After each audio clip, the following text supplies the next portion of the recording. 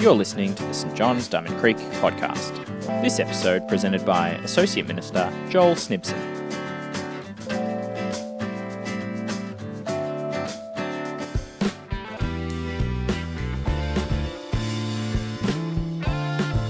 Three days after arriving in the province, Festus went up from Caesarea to Jerusalem, where the chief priests and Jewish leaders appeared before him and presented the case against Paul. They requested Festus, as a favour to them, to have Paul transferred to Jerusalem, where they were preparing an ambush to kill him along the way. Festus answered, "Paul is being held at Caesarea, and I myself am going there soon. Let some of your leaders come with me, and if this man has done anything wrong, they can press charges against him there." After spending 8 or 10 days with them, Festus went down to Caesarea. The next day, he convened the court and ordered that Paul be brought before him. When Paul came in, the Jews who had come down from Jerusalem stood around him. They brought many serious charges against him, but they could not prove them.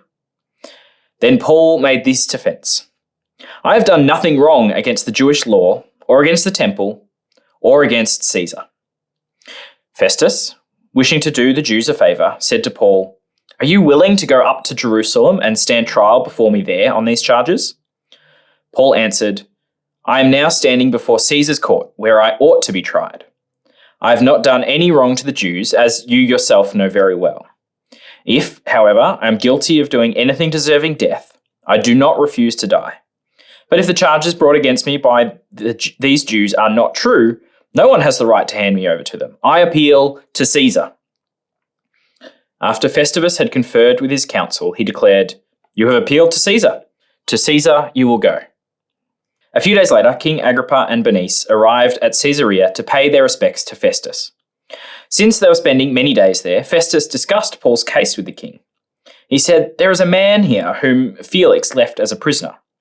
When I went to Jerusalem, the chief priests and the elders of the Jews brought charges against him and asked if he could be condemned. I told them that it is not the Roman custom to hand over anyone before they have faced their accusers and have had an opportunity to defend themselves against the charges. When they came here with me, they did not delay the case, but convened the court the next day and ordered the man to be brought in. When his accusers got up to speak, they did not charge him with any of the crimes I had expected. Instead, they had some points of dispute with him about their own religion and a dead man named Jesus, who Paul claimed was alive. I was at a loss how to investigate such matters, so I asked if he would be willing to go to Jerusalem and stand trial there on these charges. But when Paul made his appeal to be held over for the emperor's decision, I ordered him held until I could send him to Caesar." Then Agrippa said to Festus, "I would like to hear this man myself." He replied, "Tomorrow you will hear him." This is the word of the Lord. Thanks be to God. Well, 2 weeks ago, we were privileged to have May Sam join us from the Persian Resurrection Church that meets here at St John's, and we got a small glimpse about the experiences of Christians living in Iran. Living under Islamic government makes life very difficult. Converting to Christianity can mean facing trumped-up charges, lengthy imprisonment, and has resulted in the death penalty. Yet, as Maysam shared, despite all the government opposition and corruption, God had been opening doors. Just months ago, they hired a holiday home with a pool, and many people heard the good news of Jesus for the first time and responded in baptism. God powerfully at work despite the oppression and corruption of those in power. See, logically, we might think that government opposition would stop Jesus being made known, but according to Operation World, Iran is the fastest growing Christian movement in the world. Likewise, in China, the shift of Xi Jinping to be more authoritarian with crackdowns on religion, attempts to stop religious online activity, Bibles being confiscated, pastors imprisoned, and those attending illegal house churches are being monitored through CCTV technology. While the persecution has increased, the message of Jesus has been spreading like wildfire. Now, 130 million Chinese lives impacted by Jesus. Even amongst oppression and corruption, God is powerfully at work. As we continue our series in Acts, the church on mission, we have seen the political and religious corruption up against Paul. Last week in the courtroom drama under Governor Felix, the trial was completely dodgy and corrupt. While Paul was found innocent, wanting bribes and to keep the Jewish elite happy, Felix procrastinated, leaving him locked up for 2 years. Well, today in Acts 25, we see a new governor, Festus, arrives on the scene. And a bit like a state premier. And when a new leader is elected, there is a hope in the air. Maybe they will do the changes needed and lead with justice.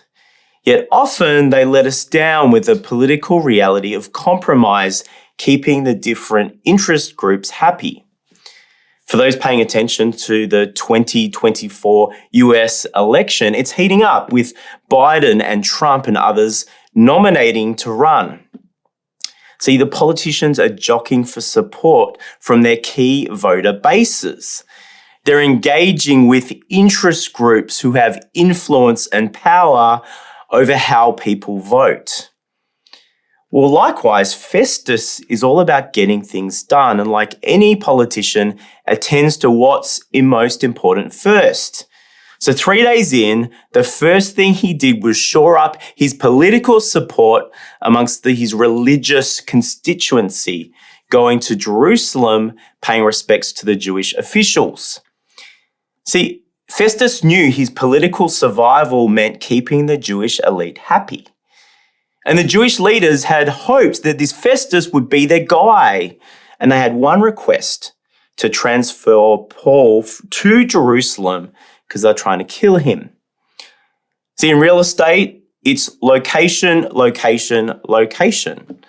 Well, in first century justice, it was also about location, location. See, the Jewish leaders pushing for Paul to be transferred to Jerusalem wasn't only an opportunity to kill him in transit. Shifting Paul to Jerusalem meant being tried under the religious system by these same people wanting Paul's blood, meaning certain death for Paul. In contrast, in Caesarea was under the Roman system, where Paul had many rights as a Roman citizen.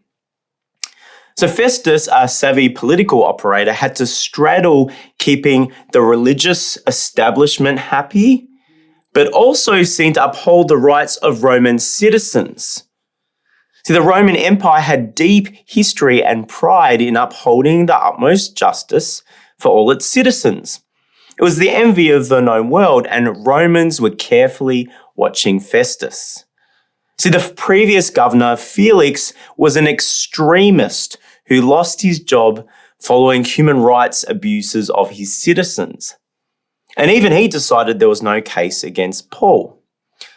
So in verse 4, Festus, trying to please the Jews, arranges a trial straight away. But he insists that it's in Caesarea, giving optics of Roman due process and justice.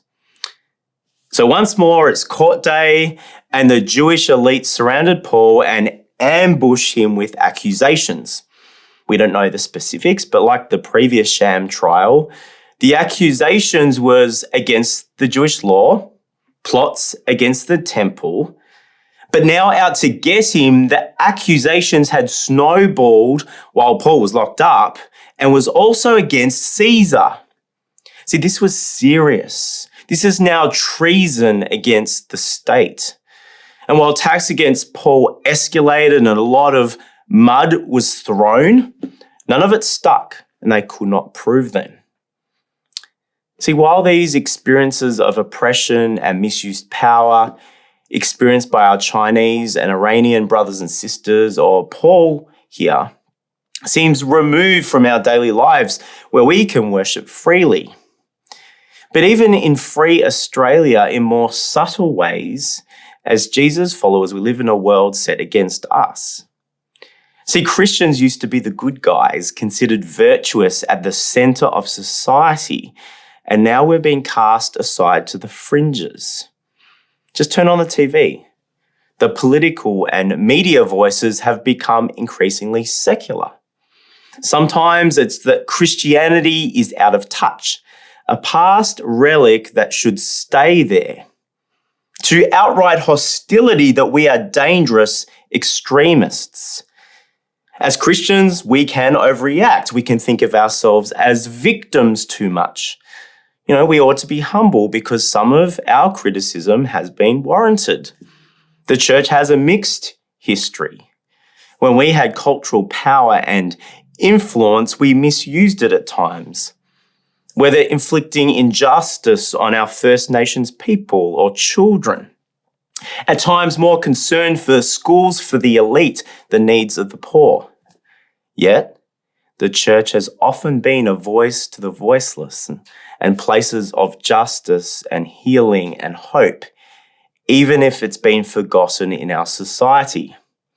And look, you may not pay attention to the media, but tomorrow in the classroom or the workplace or on that sports team, I'm sure there's times when you experience the world set against Jesus' followers. See, as we heard last week, you might be intentionally living at peace with those around you, reflecting Jesus' grace and love. You generally love people whose lifestyles you might not agree with. Yet, belonging to Jesus, even our kindness is sometimes met with suspicion and opposition. In the book, Being the Bad Guys, describes this new reality that we now face in the West. McAlpine, the Australian author, shares how a local Christian family were rejected to be foster carers due to having orthodox Christian sexual ethics. And while there's so much more to our gospel than sexual ethics, right now this is the crunch point where the system is set against Christians. Look, this might not be your experience, but I can guarantee as a follower of Jesus that you will encounter the world's values set against you in some form. And it's in these moments we can be tempted to think, how can God be possibly at work in my workplace, school, team, or family? See, God is powerfully at work even in a corrupt, hostile world. Back to our passage in Acts, chapters 21 to 26 has been a series of aborted court hearings. Paul has not exactly enjoyed the justice he was entitled to as a Roman, locked up for 2 years, just waiting in limbo. But in and through the circumstances of this trial, notice how God is powerfully at work.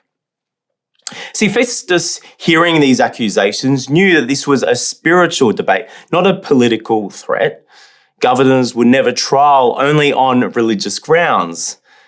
So there was a real risk that Paul would be handed over to Jerusalem, meaning certain death. See, the accusations from the Jewish elite were getting serious. If it's in our day, like here's a terrorist planning to blow up the temple. He's selling drugs to children, right? But now making accusations against Caesar meant they had shot themselves in the foot, and it meant that Paul had to be tried in the Roman territory, ironically receiving the highest level of justice. Remarkably, God transformed accusations intended to kill, to give Paul justice, save his life, and make Jesus known. Look, Festus wasn't on Paul's side. It was way more beneficial to be a friend to the Jewish elite than this troublemaker. But the political pressure of the day to uphold justice for the Roman citizen was front and center. Look to verse 9. Festus, wanting to be seen to do something for the religious elite, asks Paul permission to move the trial to Jerusalem, knowing his answer, of course. But notice Festus asks Paul for permission. This shows how much he wanted to be seen to uphold Roman justice. God powerfully at work, even amongst earthly laws and self-interested politicians. So Paul defends himself, claiming innocence of these accusations and knowing his rights as a Roman citizen in verses 10 and 11 insists on justice and proper process. And in this epic mic drop moment, Paul uses the Roman trump card, appealing to Caesar. See, every Roman citizen had a right to appeal to the highest court since the formation of the empire. But in reality, it was stacked against you. There's a bit of a power imbalance with Caesar, so it was rarely used. See, in most work situations, people don't like people going above their head to get a result. But appealing to Caesar, Paul was saying to Festus, I don't trust the integrity of this. I'm going above your head. But being stuck between a rock and a hard place, conferring with his cronies, he was secretly happy about this. See, if he justly let Paul go, he would be in hot water with a religious constituency. Yet, if he unjustly sentenced him on no grounds, every other justice-seeking Roman would be after him. So, to Caesar you will go. Politically, Festus' hands were now clean. Just see how God powerfully used the messy political situation of the day to protect Paul, and we'll see advance the gospel. See, when the system seemed stacked against Paul, God was powerfully at work. See, our God, who is the creator of the universe, revealed himself in Jesus, is all-powerful and sovereign. And this goes beyond looking through the time and knowing everything. See, God didn't just make the world and sit back and eat popcorn and see how things will go. God is actively at work in the world, in his providence, achieving his good purposes, despite governments and powerful people and our sin. He's always at work behind the scenes. Even in Australia, you may have felt injustice of the powers here. Maybe you've experienced a court outcome that seems unjust. Dell informed me that almost 40% of those locked up in Australia are in remand, meaning they haven't yet had their day in court. Yet in Paul's trial, God's good plan happens even through the cogs of corrupt earthly systems. Whether it's our law courts or fair work laws or even parliament, referendums, despite our cynicism, God is still at work. So let's pray for these institutions and leaders. But in moments when we do experience the world set against us and endure maybe significant suffering, even a terrible illness, sometimes these circumstances can appear sovereign and too big, and God can seem small. Sometimes it's hard to see God at work in the moment. So if you are in the valley and doubting whether God is all-powerful or good, know that God's loving care meets us in the most horrific situations. Like Paul, we are not abandoned in our difficulties. God is powerfully at work behind the scenes when we can't see it. We also might see God as sovereign and just be passive, thinking, well, it doesn't matter what I do, we're just pawns in some cosmic game of chess. Well, this isn't the Bible's picture of God's power. God is often at work through people's choices. See, God is powerfully at work. Be part of it. See, in our passage, God is powerfully at work, and Paul steps into what God is doing. Back in Acts 23, verse 11, Paul receives this vision for God's plan for him to testify in Rome. So appealing to Caesar, Paul was actively taking responsibility for God's plans to happen. While Jerusalem meant certain death, appealing to Caesar meant going to Rome. Paul took ownership of God's mission for him to share the risen Jesus in the highest echelons of power. And Paul claiming his Roman entitlements wasn't some panic for survival. In verse 11, he was willing to die for Jesus. But he was stepping into God's bigger mission in the world. See, trusting God didn't mean Paul was passive. He spent 2 years trusting and praying and planning how he would respond in this moment. See, all through the Bible, God's sovereignty and human responsibility go together. With our prayer, sometimes it's, I've got nothing, Lord, fight for us.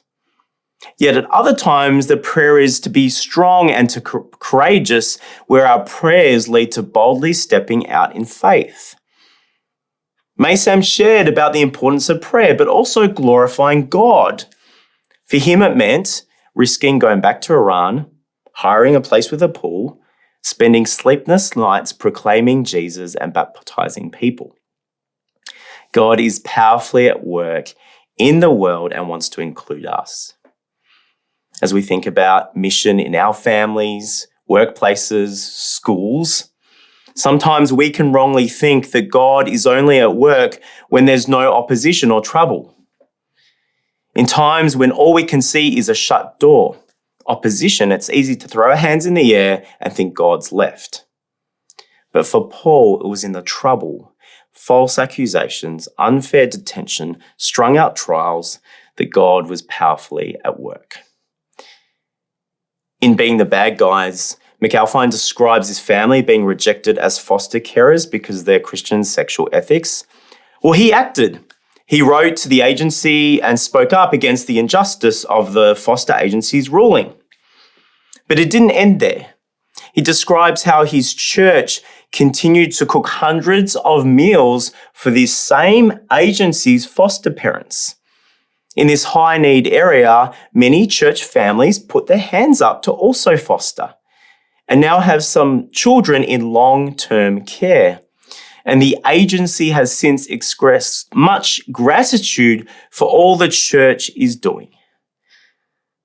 Now to him, who is able to do immeasurably more than all we could ask or imagine, according to his power that is at work within us.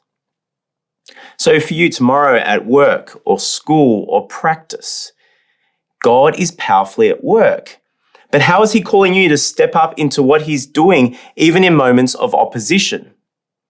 See, we need God's wisdom, knowing when to be flexible without compromising and when to draw a line in the sand and be willing to take heat for it. See, times when faith in Jesus calls you to risk standing against the grain. And like Paul, it might mean being scorned, socially ostracized, for some even demoted. But in these moments, let's trust that God is big and is at work. And when we boldly take a stand, let us be in the context of a full relational tank. From week in, week out, shining Jesus' love and grace, helping that struggling colleague, speaking honorably about people in the face of gossip, being a kind listening ear, showing integrity. See, it can be really hard out there and you can't do it alone. You need encouragement and prayer from our life groups. Maybe meet up with other believers in the same industry or schools or unis to share challenges, wisdom, prayer, accountability, not to succumb to the dog-eat-dog values of this world. See, in challenging situations, we need reminding each other of our true value in Jesus over our career trajectory. Well, today's passage finishes with this King Agrippa and Bernice arriving on the scene. This couple represented the height of elite power and corruption, and they came to do this obligatory visit to the new governor, Festus. Well, it turns out that King Agrippa was an expert on Jewish law, so Festus took this opportunity. One night after a few drinks, he brings up this difficult Paul case. Maybe Agrippa could help him write to Caesar outlining what Paul's charges actually were. He's new in the job. He didn't want egg on his face. So Festus shared to the king, it became clear these charges weren't legit. These accusations contradicted, and it was the resurrection of Jesus that was the only accusation left standing against Paul. Look to verse 19. Instead, they had some points of dispute with him about their own religion and about a dead man named Jesus who Paul claimed was alive. How remarkable is this? God, in his providence, had this unbelieving governor share the gospel with those in the heights of power. And as Festus and Agrippa discussed this, there wasn't one negative comment about Paul's message of this risen Jesus. They were completely at loss, left full of intrigue. King Agrippa says, "I would like to hear this man myself." God is powerfully at work, even in a world stacked against us. Likewise, among our opposition or challenges, as we courageously step into what God is doing, it's the message of the risen Jesus that will remain, and all other lies will fall to the ground.